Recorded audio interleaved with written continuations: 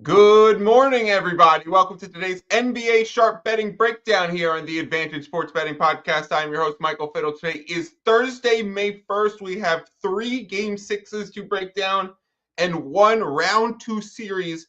Pacers at the Cavaliers, Game 1 and series prices to discuss. If you are tuning in, we have a few notes of housekeeping. First, to our YouTube audience, we've missed you over the last week or 10 days or however it's long since we've done a YouTube video. We did a podcast and Twitter only stream last week because we got some strikes from YouTube that said we were having copyright infringement or infringing on community guidelines was the actual strike. We didn't know what that came from, whether it was Get Down On It, which is technically in the public domain, so we should be able to use it. Whether that was sharing the FanDuel odds screen, which is a totally licensed sports gambling website, whether that was including things like the WAP link in the description because it had sports betting picks in the title. We really didn't know what it was, but YouTube locked our account for 10 days after the previous video because I didn't notice it for 3 days. And it turns out we appealed the decision. We didn't know what was going on. We found out 20 minutes before we were supposed to go live last time. And then we get to today's show about 15 minutes before we were going to go live. And I realized I got an email at midnight last night says that your appeal decision has been made. You had no issues. We have removed the warning and the strike off your account. So I really don't know what was going on. We had some people in the comments being like, Drew Stevens, I miss Get Down On It. Peasy saying Get Down On It. Fix the music, bro. Taylor saying YouTube finally cracks down on our boy Fiddle and the intro song in the NBA clips. Means you've done good. I think we should be able to bring back Get Down On It. It's essential to the growth and the wellness and the health of the show. So hopefully we will get that sorted out and have that stuff situated moving forward. Content-wise, over the next week and a half, 2 weeks, as we get into round 2s and 3s, you'll get more every other day type of games. In the first round, you have more of the 3-day breaks built into the NBA playoff schedule. And so moving forward, I will be finding times pretty much to go live in between every sets of games. The reason why, Drew says I'm on the wrong microphone. I'm for sure on the wrong microphone. Fixed. That sounds way better. Do we redo this intro straight from the top? People bear with me 5 minutes in so that when we cut the video and repost this, it sounds like the show starts right.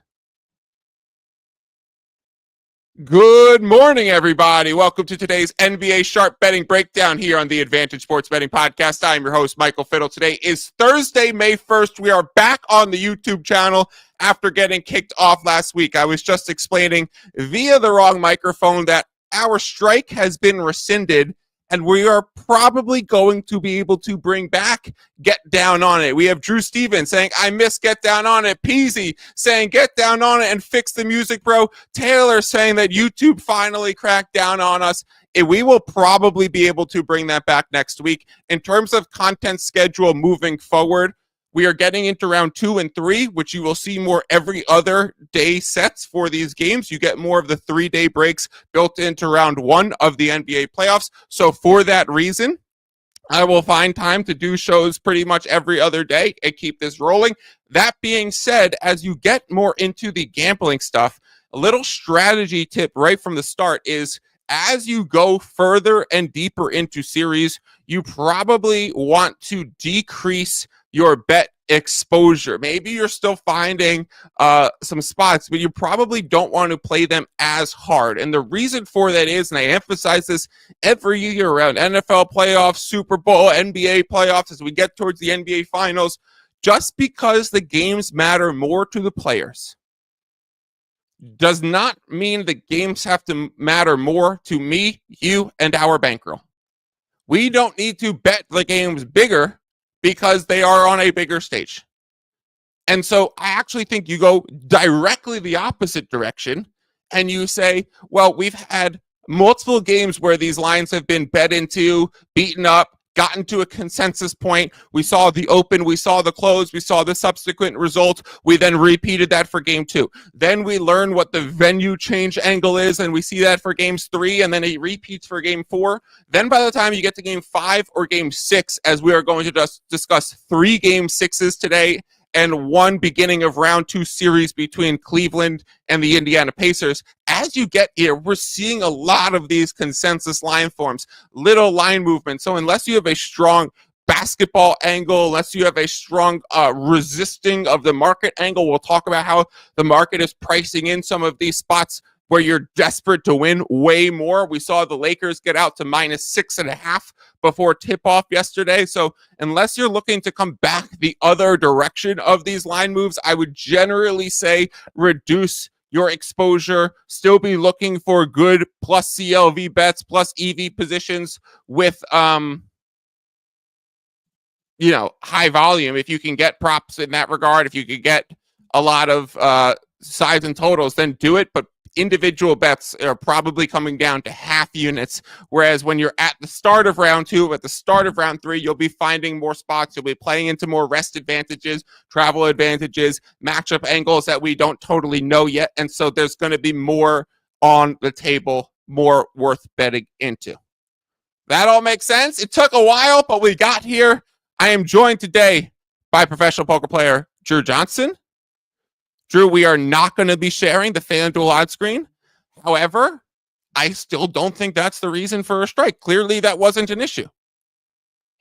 Yeah, I don't really know what's happening. I think the algorithm just flagged us, and now that a human is starting to actually look through our content, they're seeing that, oh, everything's above board, and there shouldn't be any problems going forward, I don't think, but we want to just be safe for the next week or so that we don't get a double strike and then have the channel not available for another week or a month or whatever it works out to be.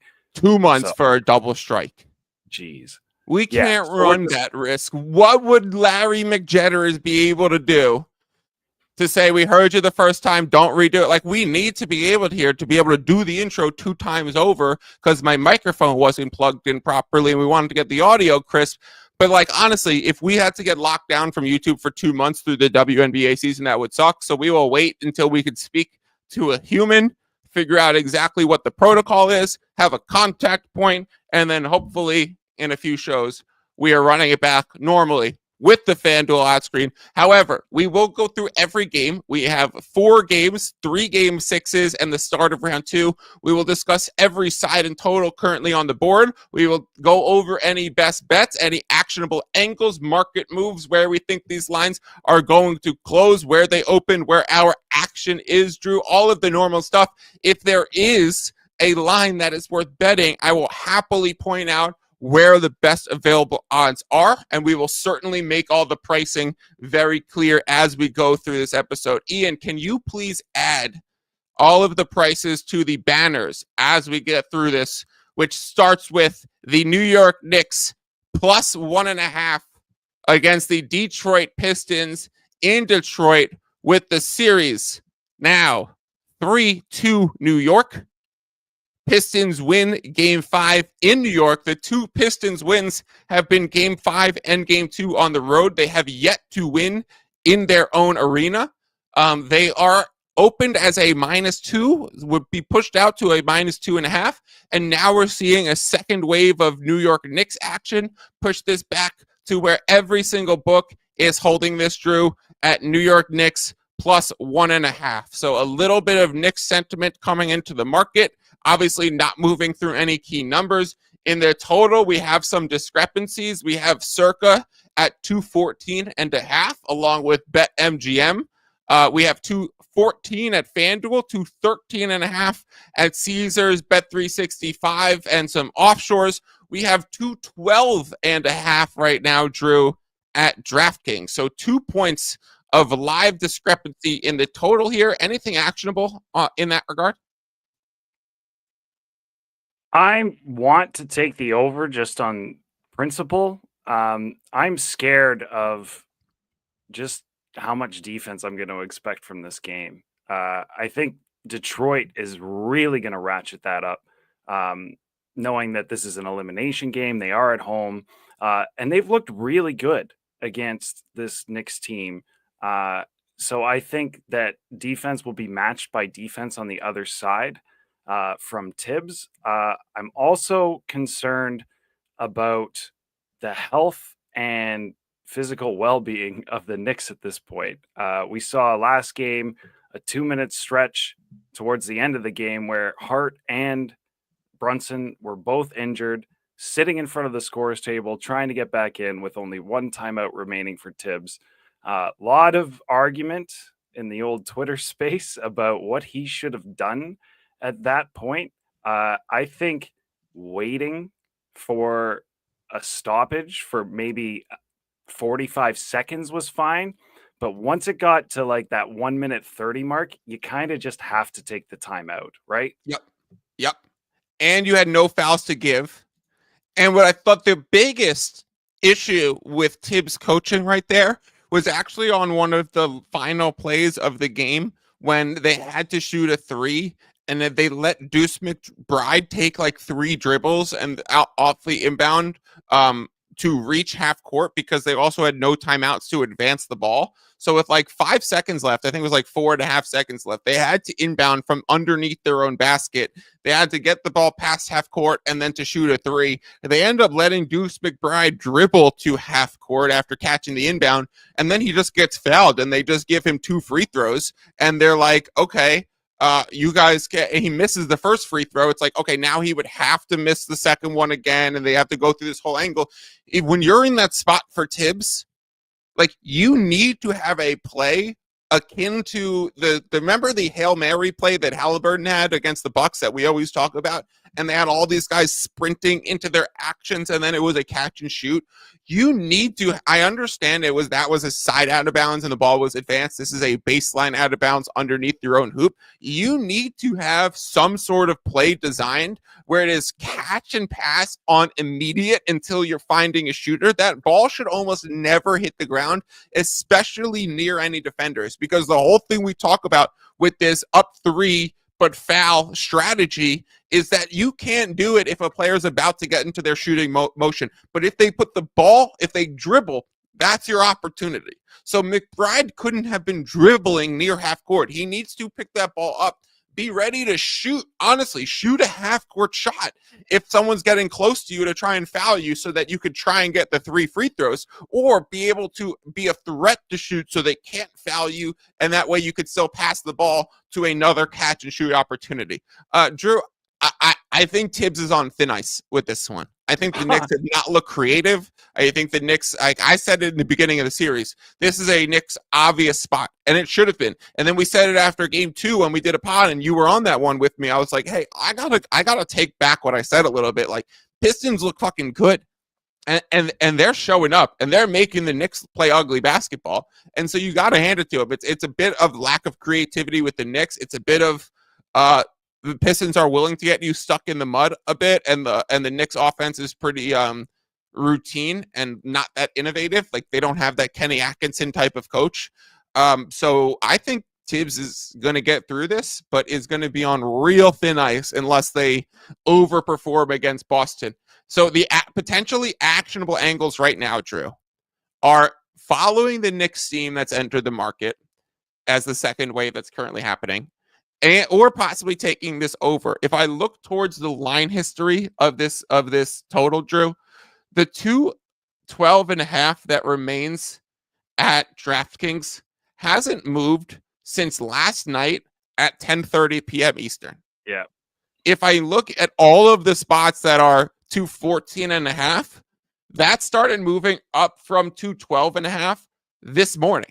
At 8:30 a.m. Eastern, Circa moves it from 212.5 to 213.5, moves it up to 214, moves it up to 215, eventually brings it back down to 214.5. FanDuel moves it up from 212.5 to 213 to 214, and that's where they're holding it now. So, like, the books that are doing more recent movement are certainly bringing this towards the over, and that second wave of action being on the New York Knicks. Anything that you think is actionable, because, like, we're not going to find huge moves happening right now. This is not going to go another 3 or 4 points until close. Sometimes when we do the show in the regular season, you will still get 3 points of line movement that come hit the market. I don't think we're going to see that in a game 6 situation. Do you think any of these spots, Knicks plus 1.5, over 212.5, are actionable? I will leave it to you and follow your decision here. I think the over is actionable, considering that this line has been hanging now for 12 hours and every other book is updated over the last 90 minutes. So DraftKings is just behind the market right now. So I'm happy, and I took them for 3/4 of a unit myself. I would probably say half a unit is a good bet. And if you're feeling spicy, 3/4 is what I went with. So whatever you'd like to do there. But when a book hangs a line like that, it's really, really prudent to pretty much always play it, especially 2 points in the playoffs. Like, give it to me. I wish we had a video that we knew had 0 copyright infringements. Like, we have so many great videos here, but I think playing an NBA clip, playing someone else's TikTok video of them dancing, grabbing the little Dicky clips that we have probably doesn't work. So take 30 seconds to play the over 212.5 at DraftKings for this Knicks at Detroit Pistons, with the entire market moving up this morning. Small play towards the over half unit on that spot. Drew, let's move on to the Nuggets taking on the Clippers. We are in LA. We have a spread that moved from Clippers -6 at open all the way up to 7, back down to 6.5 with juice. So we see expensive 6.5s and any 7s left, a few 7s on the market, but generally this is a Clippers spot back at home, pricing in some of that zigzag angle that you get in NBA playoffs with the reverse winners. We have the Clippers, who have been priced as favorites pretty much the entire time of this series. Prior to game 1, they were a series favorite, like on the full series price. I said series favorite, so hopefully that made sense. Going into game 2 on the road, they were a -1. At home, they were a -7, 7.5. Going back to Denver, they were a -2 on the road. Now they go back home, and we're getting this 6.5, 7 price again. I think this is perfectly priced now. If you didn't grab Clippers -6 and you're looking at a 6.5 or 7 and some expensive 6.5s, I would just forego that, because we know how important the 6 is, the most common number in NBA outcomes the last 3 seasons. So this is very important in line movement that you should pay attention to. And perhaps if you're on the wrong side of it or missed it, then I would be cautious about still paying into it and chasing it. In terms of the total in this game, it's sitting pretty much a consensus 212 out there. This line opened at 214.5, Drew. Game 5 closed at 209.5. Would go towards the over, and then there was 5 points of repricing, bringing this to 214.5, because Jamal Murray shot lights out. Russell Westbrook was 50% from 3.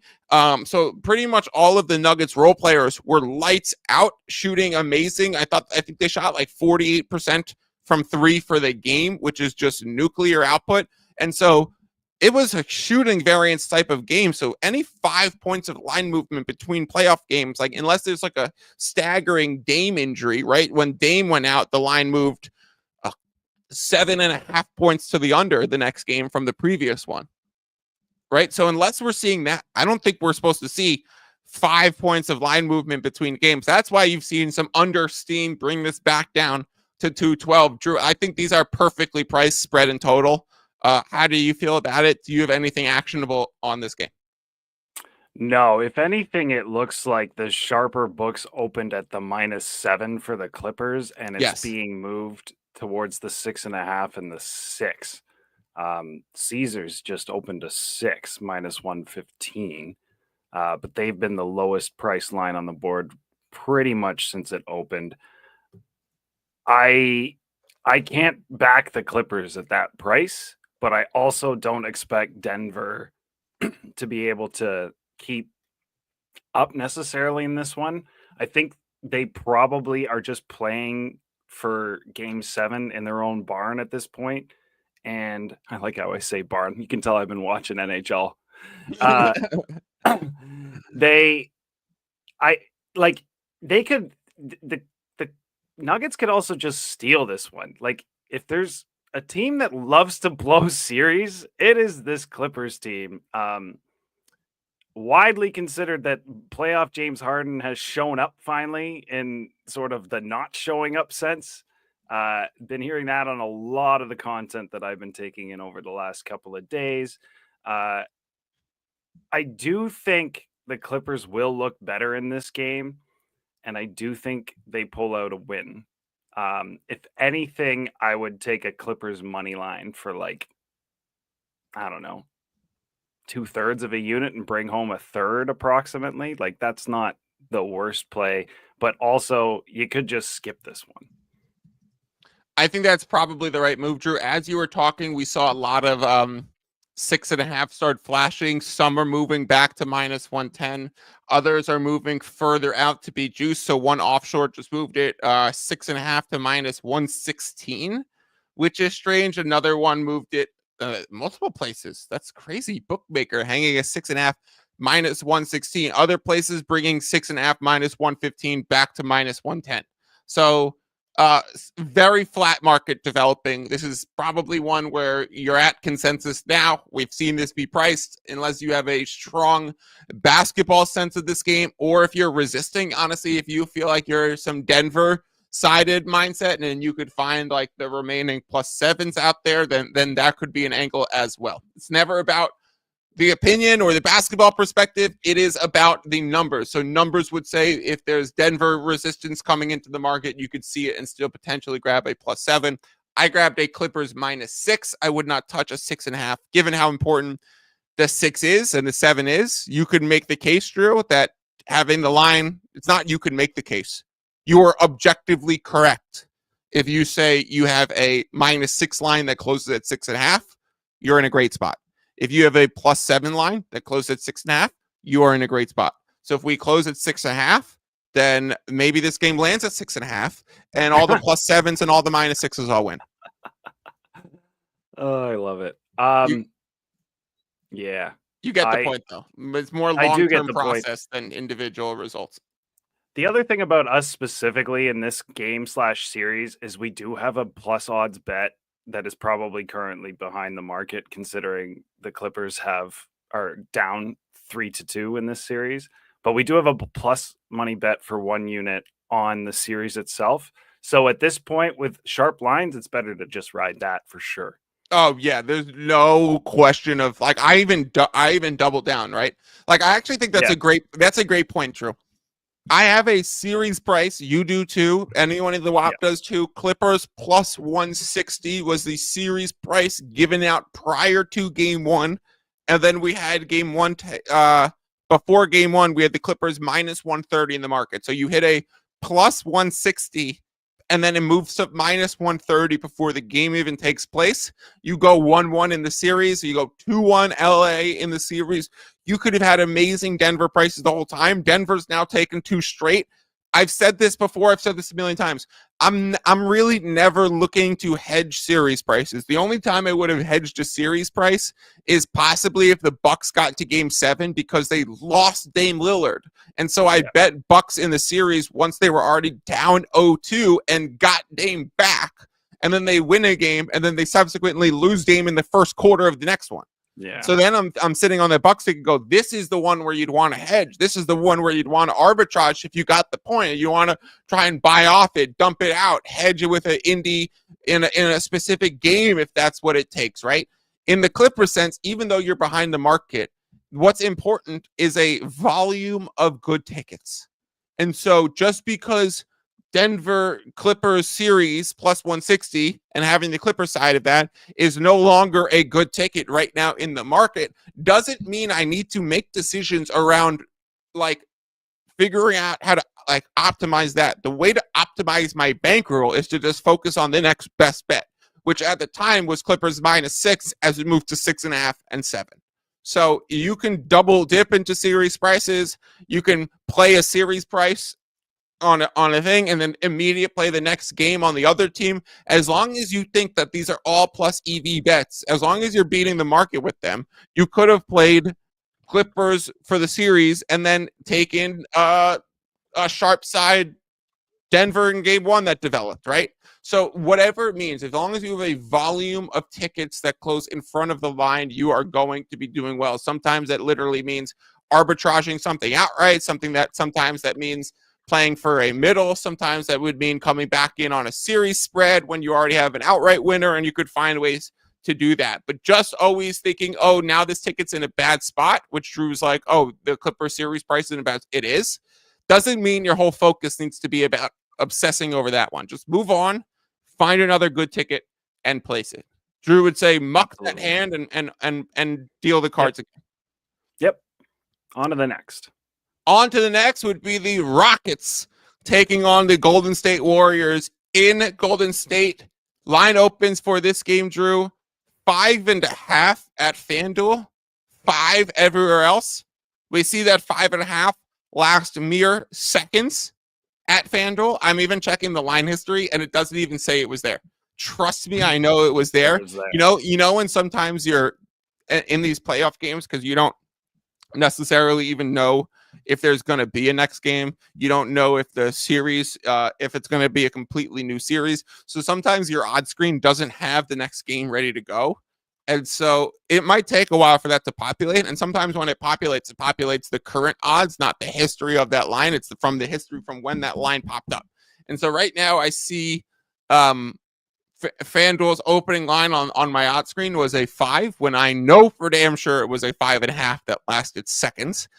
So now we're seeing 4.5s and 5s in the market, Drew. This is a pricey Warriors zigzag spot to now put them at -5. They've never been a -5 in this series. So asking them to be a -5 in the series on short rest, on travel for an old team after getting smacked in the mouth by the Rockets in the last game, like why besides desperation and hunger are the Warriors out to -5? There's probably no reason, but that reason has shown to be valuable in certain circumstances, right? In Rockets yesterday, they closed at -4.5, the longest home number they ever closed after losing the previous game at the end without Jimmy Butler to the Warriors. So these zigzag spots are being heavily priced into the market, a point and a half further than they should be. The trick, Drew, is finding the spots to pick off and say, this is one where it matters, this is one where it doesn't matter, and it's tricky.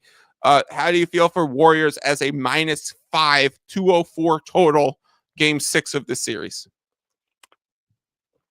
I'm concerned about this Warriors squad currently, and I think, I don't want to be overreacting to the game, but what they showed last night was old and tired, right? And the other thing is the Rockets, that first couple of games, they just didn't have their mojo. And now they do. Very clearly they do. Amon Thompson was running around last night, flexing all over everything, just being an absolute nuisance. He had an incredible game.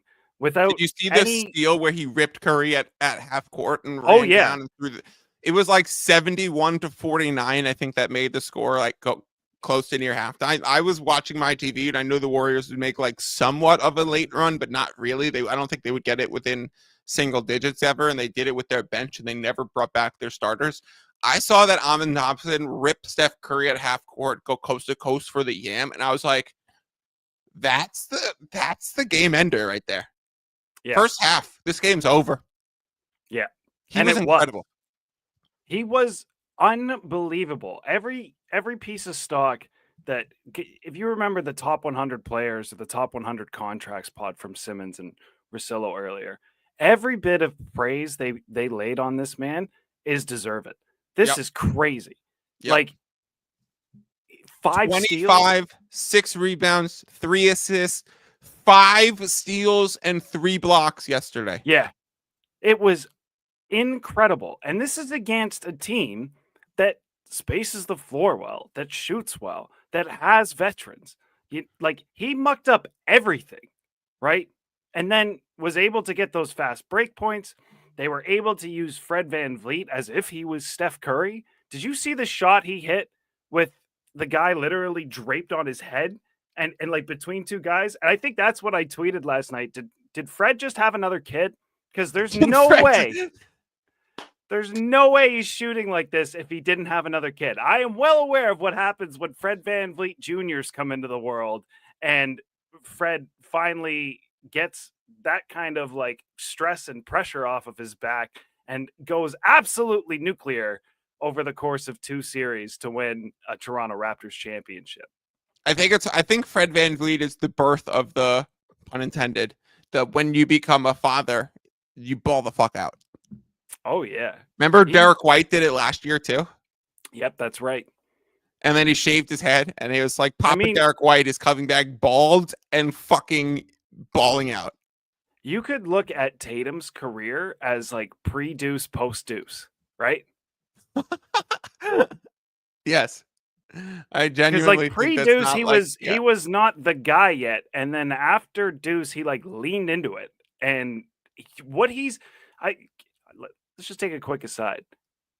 What he's done over the last 3 games against this Magic team, and obviously they won the series, bona fide number 1 superstar. If he's not winning, like if they get through the Eastern Conference Finals and into the finals this year again, and he doesn't win Conference Finals MVP, like shoot me. I'm putting a mortgage on Tatum Conference Finals MVP this year. There's no fucking way he doesn't. And if you're like Fiddle, you did that last year and it caught up with you, you'd be right, and I got to get it back. To be fair, both maybe not the conference finals, but definitely the NBA finals. There was a lot of controversy about that. I remember being on a Buckets Live, and Tatum was minus 2,400 when the minus 2,500 says Ian when the live line locked. And then Brown won it, and I was like, "What the fuck?" I actually remember because I was tweeting it and I was following it a lot during the game because obviously it was close and I wasn't on any sides or totals for that game 5, and everyone was really focused on the MVP market because we knew who was going to win. I just kept tweeting it out like, "Hey, odds are here and here. Odds are now Tatum minus 1,000. Odds are now Tatum minus 1,300. We've gotten to Tatum minus 1,800. Tatum's now minus 2,500. The lines have now locked. It seems like Tatum is our MVP." And then I'm on Buckets Live. I literally thought I had already won it. And they're like, Jaylen Brown, MVP. And I was like, you want to know what the least thing I want to do right now is? Be on Buckets Live. Like, I want to go fucking break something because that's bullshit. And just had a terrible bad beat. And have like 5 units on it. Yeah. That was disgusting when I saw it. And like, did any of the people who had votes watch the series? Like, Tatum was the most valuable player. I understand that his efficiency. They gave it to Jaylen Brown because of his defense on Luka. Come on, that's crazy. Okay. Anyways, I think there was an MVP thought that I had, but we'll save that for another time. Okay. Drew. Rockets Warriors was so nothing actionable for that game. If anything, I want a little bit of the Houston side, and it keeps going towards them because I just think that they're going to be more desperate, I think, than this Golden State Warriors team. Yep. But Golden State kind of has to win this, right? Like if they go back to the Rockets, like I don't think they have quite enough unless their role players decide to just have an anomaly of a shooting game. And it's every other night. So the next one will be Friday. Like it'll be tomorrow, Friday's game 6. And then it'll be a potential Sunday game 7 situation, like back on the road. It's a tough spot for the Warriors. So I think so too. Jimmy didn't look like himself. It is a Warriors absolutely need this game spot, and the market is pricing it in, and they're saying, watch out, this one might be worth paying and the market of the extra price. Yeah, and it's moving towards the Rockets still. And it's moving and it's moved a hair towards the Rockets. So I would say buyer beware. Yeah, buyer beware on the Golden State Warriors side. I'm gonna watch how this one plays out, but I'm seriously considering a Houston +5. Even didn't last game, like I realize Butler wasn't in, but he's also not 100% at all, right? Like what we saw from him yesterday was not the Jimmy he was Butler we saw. wincing. You could see it in the fourth quarter Yeah. too. It's just like, okay, that pregame pain meds are wearing off as we get to the fourth quarter because they used Toradol, and apparently it only lasts for like 4 hours. Yeah. So he probably is getting that pregame, there. and then it's probably wearing off close to the end.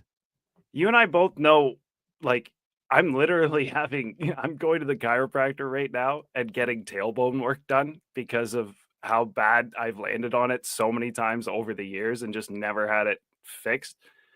This kind of back pain, it comes and goes. So if he's like better tomorrow, that is a possibility. It is also a possibility that he's worse. So, yep.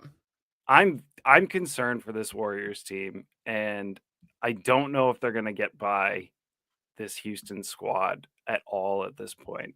Actually, I'm curious, what's the series price on Houston right now? +400. And if you're taking Is Houston it really? for game 4, I would be doing both. Yeah. Like I want to take like a half unit of Houston against the spread. I want to take a quarter unit of Houston money line, and I want to would Houston be favored at home in game 7? They would be, right? They were -4.5 in game 5 at home. I think they would be. I don't think they've been a favorite every game at home. They closed game 1 -2.5. They closed game 2 -4.5, and they closed game 5 was it 5? Yeah. Something 6? like 5? But -4.5 as well. They're factoring in desperation, which in a game 7 both teams would have, and some of those games were priced without Butler certainly at the close, right? So I do still think they'd be favored. I think the market will respect Curry and Butler, and it's going to be like Rockets -1.5, -2, something of that right nature. It probably is, because I was thinking like you can't fucking hedge that. You can't play, if you're going to play Rockets +400, just hit it the other way once we get there. Then just play Rockets money line or play Rockets +5. Like put that exposure all towards game 6.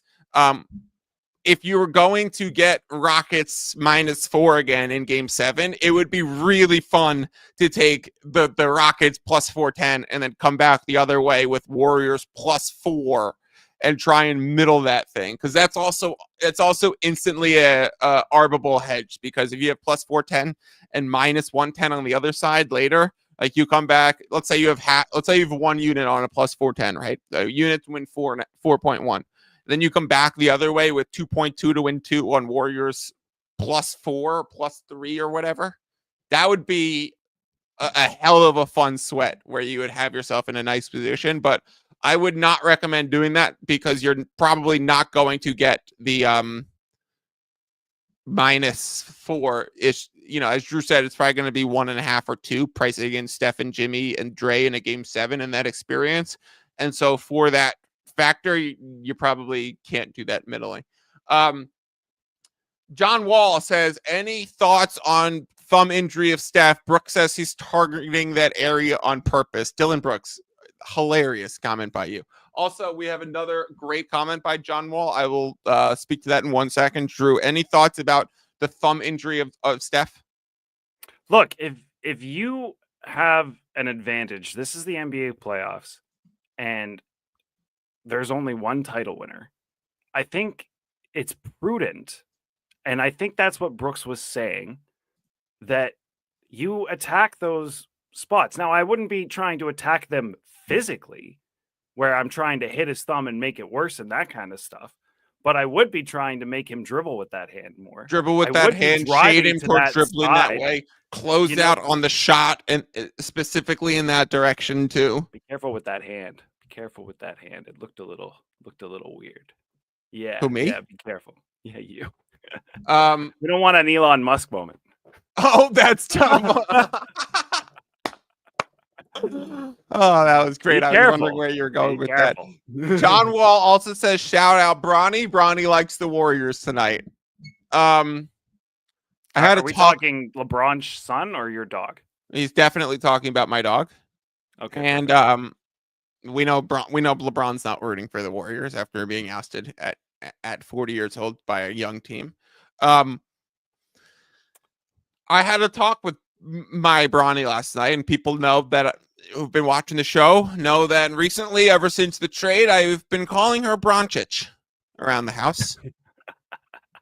And so saw the Lakers got eliminated last night. Bronchich was on the couch during the game. I swear to God, this is true. On the couch with me during the game, leaves the couch in the fourth quarter and is like, fuck this. And by the time the game is ending, is already waiting in my bed sleeping. She's like, I'm done with this. I have no interest in this game. And so and then I went to bed and I said to her, Bronchich, you're out of the playoffs. You had a good run. Had a whole powwow with her, letting her know that she's out. I said, you still have to watch these games with me every night, but you are out. And it was very, very good. Let's move on to, we have one more, Drew. We have we have Pacers at Cavaliers. First round 2 series that is starting. Now, I want to say for the round 2 stuff, I will probably do a show either Saturday morning, Friday night, maybe Sunday morning. I'm not sure when we're going to get all of the round 2 matchups, but I do plan on going live and doing a little 45 minutes going over some series stuff as we find out the rest of the series, and we will reflect on and re-hit Cavs Pacers when we do that. However, since we're here and we have it priced, let's quickly discuss it. Sure. Regular season matchup stuff, Drew, goes 3-1 Indiana. Yeah. The one that Cleveland would win was game 2 in that series without Halliburton. Halliburton would get hurt in the first game when they played. They would play 2 days later. And then they would, Cleveland would win without Halliburton. There are other games in that series where Cleveland shot horribly, and it was just bad shooting variance where they're shooting 26%. There's other ones that Indiana out-rebounded Cleveland. So it's one of the ones where when you look at the previous matchup and regular season data, because they played so early in the year, because they played a short order in 2 nights without Halliburton, because there was bad shooting splits in one of them, I kind of not valuing much of the early matchups here. Some of the Bucks Pacers ones I felt like were a little more applicable because of when they played. And so for that reason, Drew, I think despite Indy having a good performance in the regular season, I think this is a strong Cavaliers spot, especially in game 1. We saw the price open 7.5.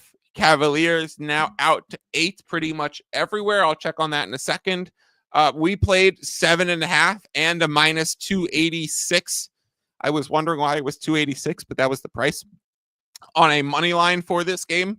And we also played the over at 226.5. We have a full unit on the over 226.5. We have the Cavaliers minus 7.5 and the money line, each for about half a unit. I think 0.4 units for both of them. So looking Cavaliers and the over in this spot, I would say Cavaliers minus 7.5 is minus 112 at DraftKings. I would say that is definitely still actionable. Drew, my question for you would be 3 points of movement towards the over. Books hitting 230 yesterday and coming back down. I'm going to assume you're going to say no. Currently playing the over 229.5. Would you still do it? No. Just a hard no there. I think when it's moved this far and we've seen it come back already, that means playback is coming from sharps, and we're already at the sharp spot. So this line, I think, closes probably 228.5. I would say. Whoa. Why do you say 228.5? Because you're a smart fucking guy, Drew. So it was Bookmaker that had this up to 230. All right. And when I saw it at 230, I was like, nice, a sharp book. putting this at 230. I'm having 226.5. This is great news. Now we're seeing that work back a little bit. Bookmakers now at 228.5, Drew. The whole rest of the market, 229.5, 229 FanDuel, 229.5 minus 115 on the offshore. What's the question? Not do I still play an over for people that aren't in the WAP and missed our over 226.5 for a full unit? Drew, do I open up the middle now? Is this where you play back a third of a unit, or do you just let it a quarter unit, or you just let this ride at 229.5? I'm inclined to let it ride at 1 unit with 3 points of movement upwards. I know this is the playoffs, but if you're going to lean into spots, it's better to lean into it early in the series. So I would rather just let the 1 unit ride. Just keep the full value on that CLV. Yeah. Because even though you have a positive middle, even though you can play it back and 3 points of total makes this, hey, if you had 3 points of movement in a total for every game and you play both sides of it, you'd be a fucking rich man. You'd invoke some Fiddler on the Roof. If I was a rich man, why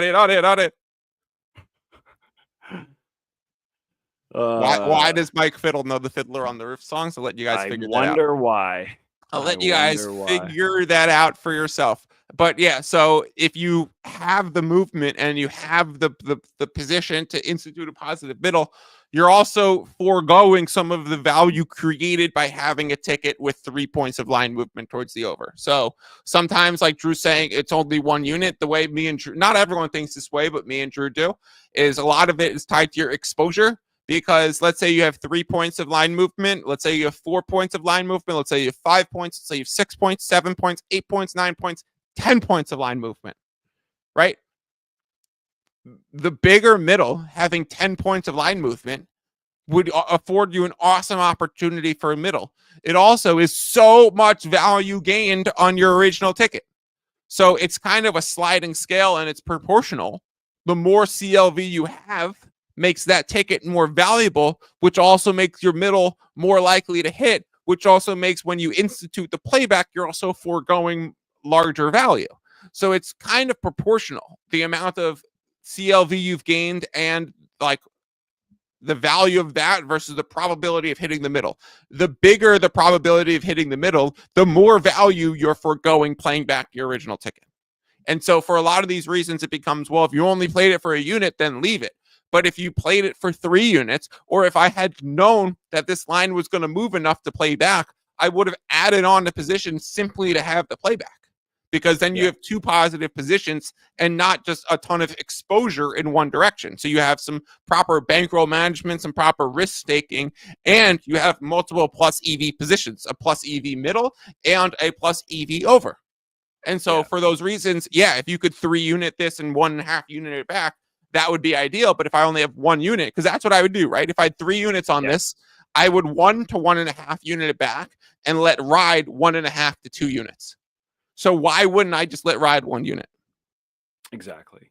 The other thing is, if you're going to play back, you typically want to be kind of like as close to the peak number as possible to gain CLV on the second ticket. Because if you do that, that's the dream, right? Yes. So if you had grabbed a half unit playback at the 230 and now we're looking at a 228.5, that's a great ticket as well.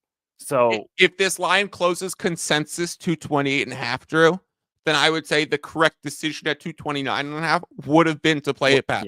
There's currently 228.5 on the market, and it's the book that got up to 230 and is coming back down to now be a little bit, because they got the higher, they probably took some under money. Now they want to bring in some over liability, so they put the number a little lower than the market. So you also need to understand some of these factors too. Yeah, especially like books always have the advantage in charging the extra vig, right? So they can play a middle that we can't play because of that. They have plus 110 every time you bet minus 110. Exactly. Profound statement. We are using all of these things as clues. Where books opened, which book had it where they're moving, what a model has it at, what previous opens and closes were, what happened in previous matchup sets, how are these teams playing recently, what are the injury reports. These are all clues and context so that you could eventually get to the point where you're like, yeah, it's Colonel Mustard in the ballroom with the candlestick. Mm-hmm. Motherfucker's dead. The Advantage Sports Detective Agency. Did you understand my it's Colonel Mustard in the ballroom with the candlestick reference? Oh, of course. Of course. I'm Nice. a 90s kid, my man. I played that game relentlessly. And thumb up or down, do you understand that reference? No. He doesn't get it. All right.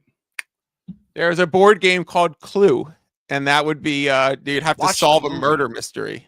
And a movie. It is a movie, right? The movie's phenomenal. I've never seen the movie.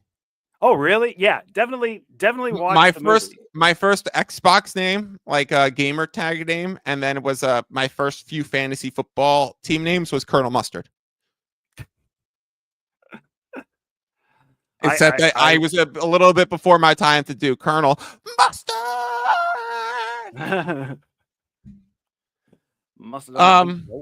Anything that we need to talk about series pricing for this one, Drew? Series prices came in at, I think, Cavs minus 430, 450. Took some quick steam. We're now seeing a Cavaliers minus 550 on the series price. I think if anything, that's a bit high. Yeah, if you're an indie person, play the series. Yeah, I also wouldn't play the series money line for very much. If anything, I would be looking at what's the series spread at. So I'll have to do some, like, here's my issue with this, right? I mean, you can kind of test this in other ways. Like, what we need to do is understand what the market hold is between like the two, because they're not yes/no markets, but there technically is the flip side of Pacers minus 1.5 line by using one of the other ones, right? So you could calculate the market hold by pairing up the right lines and determining what the yes/no's are. Wow, I'm explaining this like I was sharing the FanDuel odds screen, and I'm moving my mouse around, being like, "You see this here, you see this here," and then I come back to the screen and realize you're like, "No, I don't see this anywhere." I have no idea what you're talking about. Okay. Anyways, there's a bunch of series prices listed: Cavs plus 2.5, plus 3.5, plus 1.5, minus 3.5, minus 2.5. All at different prices. And so they all look like one-sided markets, but you can technically find the other side of that bet with understanding what the reverse option of that would be. And then you could then calculate the theoretical hold of that market. And you could understand if you're betting into, 7.5% on a series spread as opposed to 6.5, or with line shopping, you should be able to reduce these. But like with series betting, you should be able to get down to like a 3% market hold, which is very viable to bet into. And so if that's true with series spreads, then I would also look in that regard too. Just make sure you're doing the basic math of adding together the two implied probabilities of what you're looking at, understanding what they add up to above 100%, reducing 100% from it, and what you're left over is the rake rate. So if you add up, this is really nerdy and hard to explain without having the numbers. I do see one angle that I like. Go for it. Over under total series total is minus 115 to the over 5.5. I bet this goes 6. So let me ask you something, because I know I think the answer is the current line, but I know the Pacers plus 1.5 games, right? Which means they don't lose in 4 or 5, which means it goes over 5.5, right? Because it would go 6 or 7. Or the Pacers end up winning in 4 or 5 if you take Pacers plus 1.5. So you essentially have over 5.5 games on a Cavaliers ticket, and you have the chance of it being Pacers end up sweeping or winning 4-1, and that is best in the market minus 130. Would you pay an extra 15 cents? I think not, for the chance that it's an outright win. Oh, you mean you said plus 1.5? You mean plus 2.5? I think plus 2.5. Is that what it is? Is it minus 140 at FanDuel and minus market 130 is minus other places? Plus 2.5. Yeah, I think you're right. Actually, pay the extra 15 cents for the extra chance. I would go the other way. I would go. It's probably not worth paying the extra 15 cents from between a minus 115. Because you think like there's just no chance that Indy takes this in less than. And the 15 cent difference between minus 115 and minus 130 is a bigger 15 cent difference than if you were getting plus 410 and plus 425, right? Like it correlates to you're right. The edge correlates to the implied probability. So the chance that you're adding at 15 cents of VIG is more detrimental than taking it away. I'll do some basic math. It's 56.5% versus 60 probably, or like 53. So it's 3.1% you're paying extra that it goes. That's not saying that it's a 3.1% chance of a Pacers sweep, or it's just 3.5% extra of payment. Interesting. Okay, yeah, it's probably negligible value difference. Yeah, that would be the only thing that I see series total wise. With all of the angles of Cavs taking the game one action and the series action, I'd probably just go pay less VIG and say the sharp side has been Cavs. Give me the over 5.5 games and pay less for it. Yeah. Personally, I don't think you want to take anything else. Like even Cavs minus 1.5 is minus 188. Like that's way too high. Or way too much. Like this is a game-to-game series where grabbing that Cavs minus 7.5 for game one is probably worth it. Drew, we saw a movement on FanDuel towards the over for Knicks Pistons right now. Is that 212? Yeah, that 212.5 is still there at DraftKings. I'm gonna bet it right now. Like I don't think I could even wait until after the show at this point. No, you probably can't. We also, like you said, that Cavs minus 7.5 at DraftKings is still actionable as well if you don't have it yet. We did release that in the newsletter last night, and it's been released in the WAP. Yep. But if you're only here at the show, definitely grab a piece of that for sure as well. 5 units on 0.5 units, 5 units, zero half a unit on that over. Yeah, I like that play a lot. And there's one where you might want to consider opening the middle if that gets to a 215 somehow. Yeah, or live in game if they have a great first half. Expect the second half to slow down a little bit. Over 212.5 show play. Knicks Pistons a night, baby. Drew, the last thing that I want to do before we go is a one shot for bet stamp. Can we talk about just one other thing first? Absolutely not. Oh. Yeah, what's up? Really, really impressed with what I saw from Cade Cunningham in that last game. He was having an atrocious shooting game, really rough sort of offensive game for him. He definitely is one of those guys who's like, oh, my shot's not going. I'm going to make up for it in other ways. He was out there putting out assists, playing good defense. Gee, is he ever big too? Like I was just taken aback by the size. It might be some of which is the hair, but the size difference between him and a guy like Brunson. Yeah, even him and Josh Hart, like he's thick. Yeah. Yep. He's just way, and he's definitely put on some weight. Over the course of this season. Yeah, he's got broad shoulders. And normally you lose weight over the course of the season. He looks the same, if not broader. The way he's operating low in the paint as a guard, especially as a ball handling guard, is actually really impressive. And the other thing was he never let his bad shooting night get to him. He hit a big three down the stretch after only being 0 for 3 from the field. And from that range prior to that, he got a couple of big buckets. He made some excellent reads as the defense came towards him.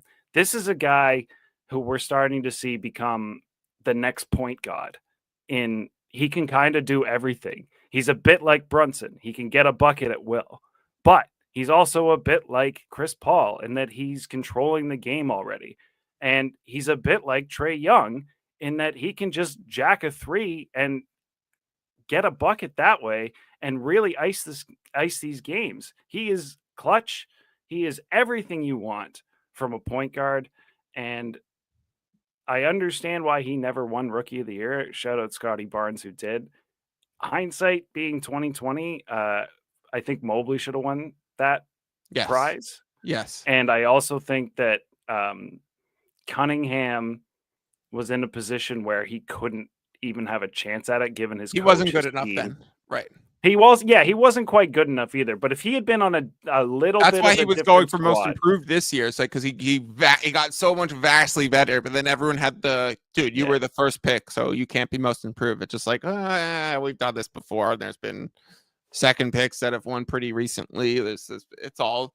That's why I don't bet most improved. I have no idea what the criteria is because Dyson Daniels does not fit the criteria. If we did this award prior to the season and said, oh, it's Paul George, it's Brandon Ingram, it's John Morant, it's Julius Randle, it's all these guys that became all-stars and were all-stars that year, you would have never bet Dyson Daniels if you knew the criteria, where if you weren't just thinking, oh, who do I think might improve this year? Like, it's just... There was a late Kobe White steam last year, but then it was Maxey who got it, which was an all-star last year, Tyrese Maxey, and it is like a huge name and a high usage point scorer guy. And so there was a big Kobe White steam, but Maxey still got it. I feel like it was the Kobe White movement came to fruition this year with the Dyson Daniels winning most improved. Yeah, a lot of this stuff is just so open to interpretation that I'm starting to just not want to risk money on it. There's too many variables on something like that. Yeah, so tie it up for the full year, pay 13% market hold, bet an award that no one gives, and that no one has a fuck what the fucking voting criteria is. Yeah, skip it. Yeah, I think so too. The only other thing I want to mention is if you're listening to this show, send me your Dyson Daniels ticket and I'll tell you I was wrong. Okay. Don't pick off. Don't pick off and be like, well, I won this other awards market this year. Well, yeah. This is funny because we're literally going to do a W pod here in the next couple of weeks and go back into the awards and stuff like that. And we're definitely going to make bets. I know we are. I kind of like always make like one or two, but they're super selective. And I mean, we already have a couple. Caitlin Clark, most assist leader, futures prices on teams that have clearly gained value. Yeah, if you use all the metrics that relate to plus EV betting, value can be found. But in an NBA award like most improved, I mean, that shit's very difficult. Okay, let's do the bet stamp segment. Drew, can you pull up the bet stamp odd screen?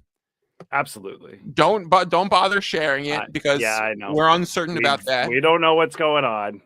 Betstamp, we love you. This is not your fault, but we're not going to share the screen today. We're scared. We're very scared. Exactly. We don't want these baseball umpires to come give us a second strike. No, please don't. For people who might be new and tuning in and are like, what do you mean Betstamp? What is the over under 1.5 shots for Betstamp? I am going to take these two balls. It's because this one is a weird alien shaped ball and is half of one. It half counts. If I make either shot, Drew, I have a fascinating story. I have a fucking fascinating story for you. Holy shit, I have an amazing story for you.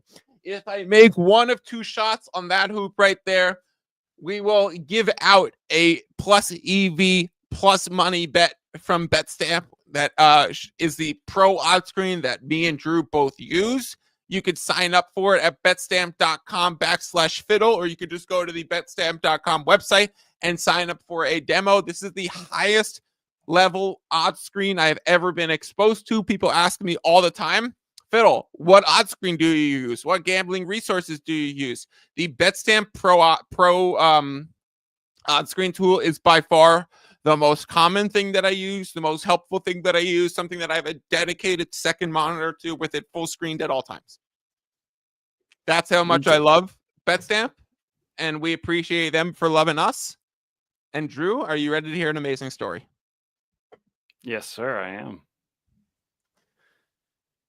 See this beautiful haircut that I have? I do. Came out nice, right? Yeah. So I'm on the barber chair. Yeah. And I'm talking to my guy, and I'm not really one to talk much in barber shops. I talk a lot. You're in your own head. Podcast. I'm a pretty quiet guy, right? Yeah. And so I'm not really saying much, but I am overhearing some other conversations in the barbershop. And this one barber is talking to this guy, and he's like, "Oh, what do you do?" And it's your basic, small, small talk stuff. Like, honestly, not that interesting, not that appealing. Like, if I was in the same spot, I just wouldn't be having the conversation. Where he's just like, "Oh, I do woodworking," and the guy's like, "Oh, what do you do? Like cabinets and stuff?" And he's like, "No, we make like kids' toys on Amazon." And I'm like sitting there, like, "All right, like, Interesting. cool, That's cool. actually interesting. Cool. This guy Let's talk. woodworks kids toys." He's like, "Oh, like, all right, interesting." He goes, "Yeah, we do things like little basketball hoops and like ones that are like nicer, like not necessarily the plastic one, but like a nice wooden one for kids." And he's like, it's like, "Oh, do you have a shop?" He goes, "No, we are only an Amazon retailer." Drew, Okay. light bulbs start popping off in my mind, and in which I'm in my barber chair, and I spin my chair around, and I'm like, "Excuse me, my guy," which I think was verbatim how it came out. "Excuse me, my guy." Yeah. Did you just say that you make wooden basketball hoops and sell them on Amazon? He's like, "Yeah." And I go, "All right, I'm about to get up from this chair in a minute. I'm going to show you a picture. I host a daily NBA show, and I recently ordered a wooden kids' toy basketball hoop off Amazon, like a nice one." I go, Yeah. do you sell them as just wooden, or do you paint them?" He's like, no, we paint them. We make them. I go, "Okay, I'm going to show you. I'm going to show you a picture of my and I pull up the stream that I did that day. This is like a week and a half ago. We had done a show on that day. Yeah. And I show him a picture of the video, and in 2 seconds, "Oh yeah, that's ours." That's sick. I met the dude that made this hoop. That's so sweet. Just randomly at the barbershop. Did you get it? Like, did you make a business connection? I immediately said, "Do you need an NBA podcast to start promoting your products?" Yes, he does. He was like, "Oh, no, we don't do any marketing. It's just off Amazon." And I was like, "Well, fuck off then." No, I was like, "Oh, it was nice to meet you." It was pretty crazy. Yeah, cool. He's like, "Well, what's your show?" He's like, "I'd like to know." And I'd like, "No, you don't get the prep." No, this guy's you kidding. Don't get to know. Aw. So let me see if I can make a shot the link. Come on now. in that guy's hoop. All right. Isn't that wild? That is kind of wild. I'm just in the barbershop next to the guy who made this hoop. Made your hoop that you Out bought. of all of the people that are retailers on Amazon, I found the woodworker who happened to make the same basketball hoop that I ordered. And he just does that for a living. That's so sick. Exactly. That's so sick. So it's funny too, because I'm literally shout out that guy, because I'm gonna order one sometime in the next couple of put weeks. it above the piano back there. Yeah. Oh yeah. Right over the fireplace. Exactly. Right over the fireplace. Have a full baseball throw shot to that hoop. All right. I'm gonna shoot these 2 shots. If I make one, Drew will share a plus odds plus EV bet stamp prop scrubbed type of long Not shot. A lot bet. of them. I saw one that I found interesting. We'll see if you pull the same one. Okay.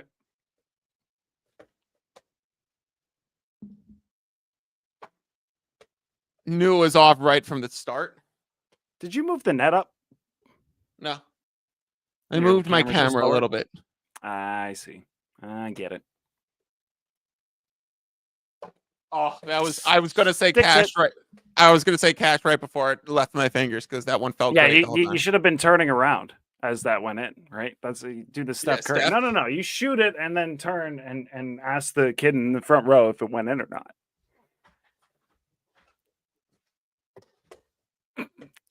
I mean, someday. One of these days, I'm just going to make that one.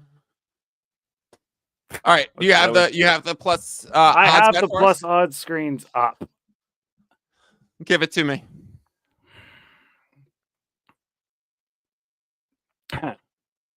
I don't see much. I like we got a first basket, we got some points first quarter, but they're not long shots. Mine wasn't that much of a long shot either, but it was a no double for somebody that was plus odds and plus EV. Oh, is it Duran? It was Duran. Or as Reggie Miller would say, Durham. I mean, he's shown out this series. He's looked and great. Mitchell Robinson not looking as good, has had some injury troubles, has had some stuff hampered. Is Isaiah Stewart playing? Isaiah Stewart questionable. Yeah, that's the other thing, right? If Isaiah Stewart plays, I love it. If he doesn't play, I don't. I just think Duran's been rebounding so far above expectation in this series. Like, Cat has not been a great rebounder. Go ahead. He might just be that guy, though. Oh, he is. He's a fantastic rebounder, but the Knicks are also such a strong rebounding team that the Knicks, like, if he's guarding Josh Hart in kind of this roamer role, then hopefully Hart crashes and Towns can gobble up a few more. That was like one of the spots that I was looking, was Duran's no double-double, because like maybe he just doesn't reach there in rebounds. But yes, he's been a monster this series. He has been an absolute monster.